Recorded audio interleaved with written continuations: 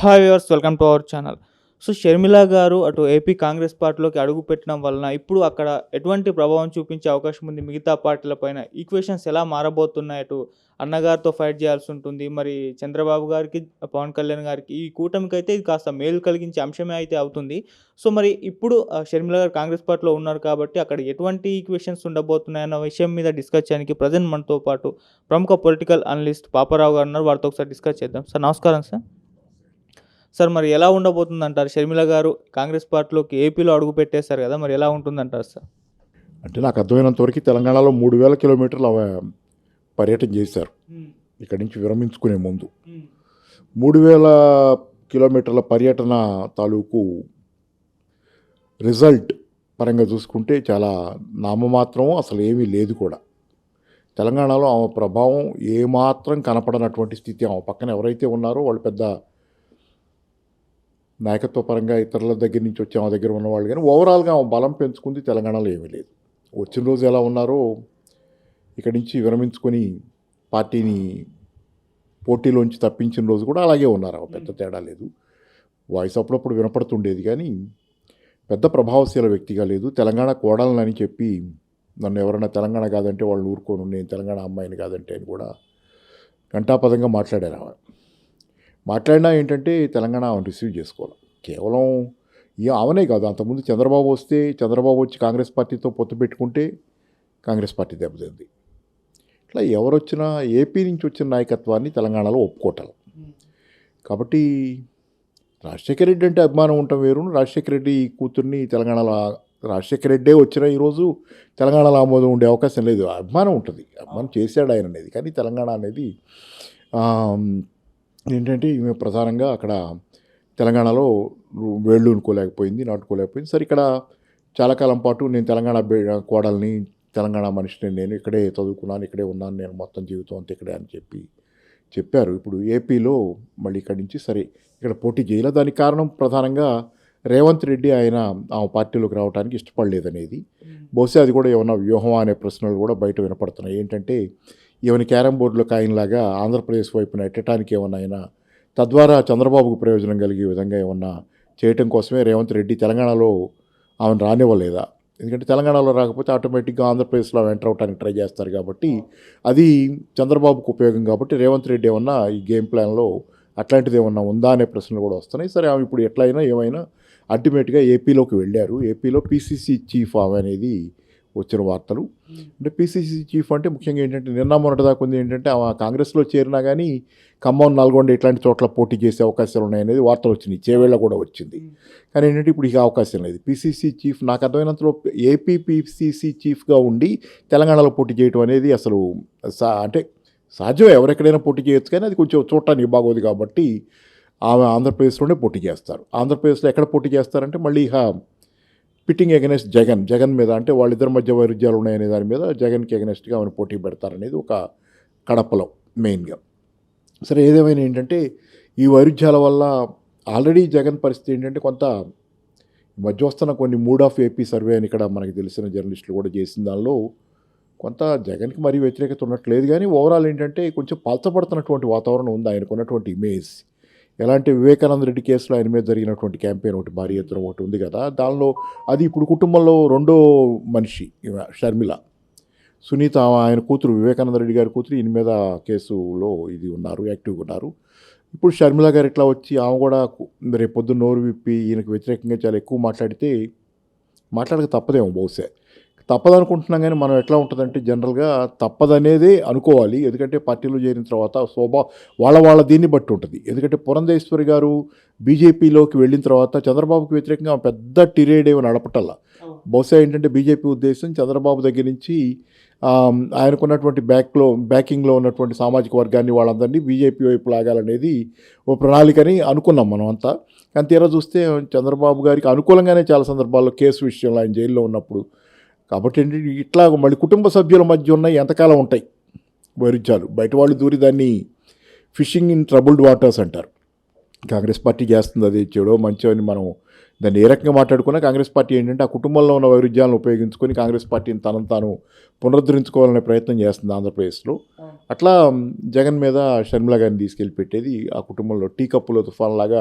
రేపు పొద్దున అది కనుక టీ కప్పులో తుఫాన్ లాగా సమస్య పోతే కనుక వాళ్ళిద్దరి మధ్య తగాదా అల్టిమేట్గా వాళ్ళిద్దరు అన్న చెల్లెళ్ళే కదా. అది మళ్ళీ పురంధేశ్వరి గారికి చంద్రబాబు గారికి ఈక్వేషన్ లాగా సాఫ్ట్గానే హ్యాండిల్ చేసుకునేది, ఒకళ్ళు ఇబ్బంది లేకుండా ఒకళ్ళకొకళ్ళు సాయం చేసుకునేది పరోక్షంగా నడిస్తే కనుక కాంగ్రెస్ పార్టీ ఇబ్బందులు పడుతుంది. మళ్ళీ ఏదేమైనా ఏంటంటే ఇప్పుడు షర్మిల గారు అయితే పెద్ద ప్రభావం చూపిస్తారని ఏపీలో కూడా అనుకోను నేను. ఎందుకంటే ఏపీలో కాంగ్రెసే నామమాత్రం.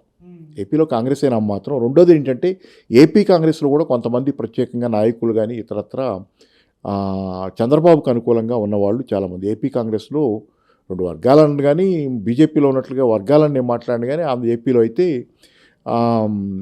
చంద్రబాబుకు అనుకూలంగా టీవీ ఛానల్స్లో మాట్లాడుతున్న వాళ్ళు కూడా ఏపీ కాంగ్రెస్లో. కాబట్టి ఏంటంటే అది కాంగ్రెస్ ఇంకా తన సొంత అస్తిత్వాన్ని కలిగి ఉందా?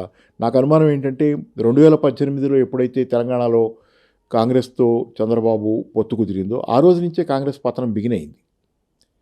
అంతర్గతంగా కాంగ్రెస్లో కూడా చంద్రబాబు మనుషులు అంటే ఆయన మనుషులు ఏర్పడ్డారు.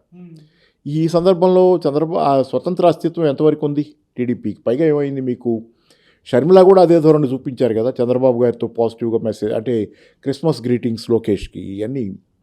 అంటే ఆల్రెడీ ఆమె కూడా చంద్రబాబు ప్రాధాన్యతని కాంగ్రెస్ పార్టీలో ఆమె కూడా గుర్తించి అంటే ఇప్పుడు ఏమిటంటే ఎన్నికల తర్వాత అయినా సరే తనకి చంద్రబాబు గెలిచిరా, ఒకవేళ నేషనల్ వైడ్ కాంగ్రెస్ కనుక గెలిచి అట్లా వస్తే జగన్ మీద ఒత్తిడి పెట్టి తనకు కావాల్సిన ఏదో డిమాండ్లు ఏమి ఉంటుంటే ఈ పేచీలో అవి నెరవేర్చుకోవటం.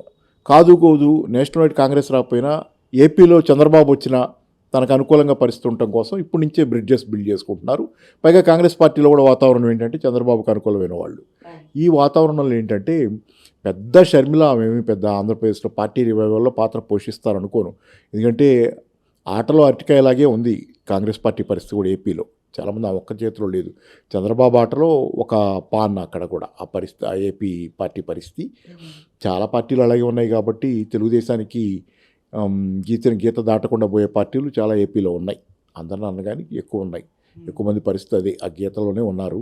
కాబట్టి కాంగ్రెస్ పార్టీ కూడా అలాగ ఉంది. కాబట్టి ఇప్పుడు ఏదో రివైవ్ చేస్తుంది అనేది భ్రమ. కాకపోతే ఏంటంటే ఇక్కడ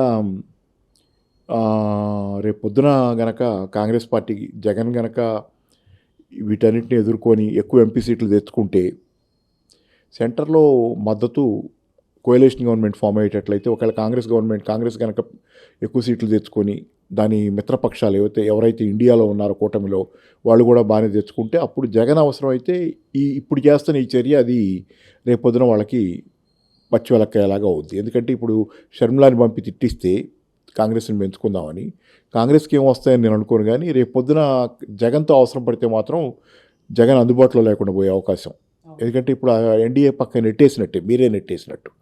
కాబట్టి ఏంటి ఇన్ని ఉన్నాయి దీనిలో. కాబట్టి ఏంటంటే సరే చంద్రబాబు కాంగ్రెస్ పొత్తు పెట్టుకుంటాయా అంటే కమ్యూనిస్టులు కూడా కలుస్తారా? ఎందుకంటే ఇక్కడ బీజేపీతో పోయే అవసరం అంటే బీజేపీతో కలుస్తాడనే ఒక మాట ఉంది. అది కొంతమంది అభిప్రాయం. బీజేపీతో కలవాలి పవన్ కళ్యాణ్, బీజేపీ, చంద్రబాబు అనేది ఒక ఈక్వేషను. రెండో కాంబినేషన్ ఏంటంటే కాంగ్రెసు, చంద్రబాబు, కమ్యూనిస్టులు, ఇది ఒకటి. అది కొంత చూడాలి. ఎందుకంటే చంద్రబాబును అవుట్ రైట్ కాంగ్రెస్ వైపు అంటే ఎంత Congress corrupt in the sense దానికి శక్తి లేకపోయినా ఆంధ్రప్రదేశ్లో కాంగ్రెసే కదా, ఒక భిన్నమైన పార్టీ బీజేపీకి. జాతీయ స్థాయిలో తనకు మెయిన్ పోటీదారు బీజేపీకి. కాబట్టి చంద్రబాబుని కాంగ్రెస్ పోతే సహిస్తుందా బీజేపీ? ఎందుకంటే ఇప్పుడు ఆంధ్రప్రదేశ్ రాజకీయాల్లో బీజేపీకి ఇష్టంగానే ఉంటాయి. బీజేపీకి అక్కడ ఏమీ లేకపోయినా దానికి ఇష్టంగానే ఏం జరగడానికి వీల్లేని పరిస్థితి ఆంధ్రప్రదేశ్లో ఉంది. కాబట్టి మరి చంద్రబాబు కాంగ్రెస్ పోతే సహిస్తారా? అలాగని వాళ్ళతో పోతే సహించకపోతే మరి చంద్రబాబు కాంగ్రెస్తో కలవనప్పుడు మీరైనా కలుపుకుంటారా? మీరు కలిసి వస్తారా? మీరు కలిసి వస్తే చంద్రబాబుకి అంగీకారమేనా అది?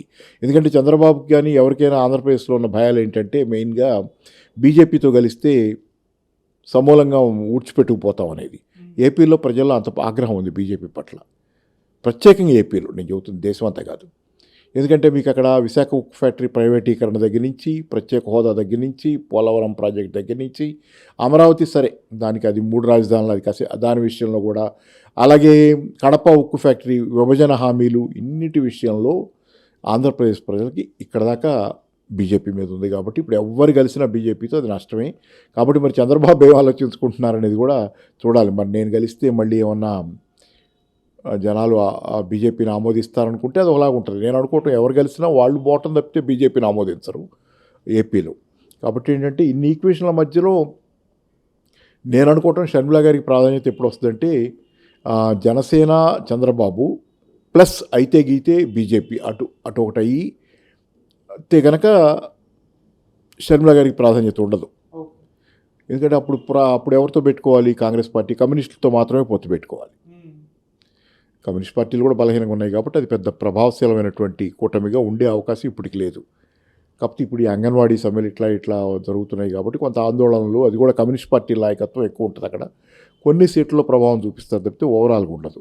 అట్లా కాకుండా చంద్రబాబు ప్లస్ కాంగ్రెస్ ప్లస్ కమ్యూనిస్టులు అయితే అప్పుడు షర్మిల పాత్ర పెరుగుద్ది. ఆ కాంబినేషన్లో షర్మిల పాత్ర పెరుగుద్ది. అలా కాకుండా చంద్రబాబు కనుక జనసేనతో వెళ్ళిపోయి కాంగ్రెస్ వేరే పోటీ చేస్తే అప్పుడు షర్మిల గారికి అంత ఎలివేషను కనపడదు మనకు అక్కడ.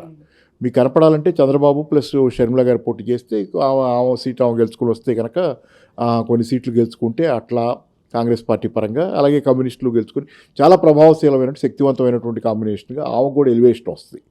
ఆమెకు ఎలివేషన్ రావాలన్నా పరిస్థితులు కలిసి రావాలి. కాబట్టి ఏంటంటే ఆమె చేతిలో పెద్ద ఏముంది, ఆమె పెద్ద అంటే మామూలుగా కూడా వ్యక్తికి పరంగా కూడా ఆమె సహజంగా నాయకురాలు కాదు. ఆమె మాట్లాడతారు, ఆమె ఇష్యూస్ మాట్లాడతారు కానీ సహజంగా నాయకురాలు కాదు. ఎందుకంటే అన్న వదిలిన బాణంగా ఇప్పుడు ఇంకెవరో వదిలిన బాణంగా ఇప్పుడు తప్పితే ఆమె సొంతగా ఆమె అంతా ఆమె బాణాలు విసిరే స్థాయికి ఆమె రానప్పుడు ఓవరాల్గా కూడా ఆమెకు అంత పెద్ద నాయకత్వ లక్షణాలు మిగతా వాళ్ళకు ఉన్నంతగా నేను అనుకోవటం అలా ఉన్నాయని. కాబట్టి ఏంటంటే ఏపీలో ఇట్లాగే ఉంటుంది పరిస్థితి.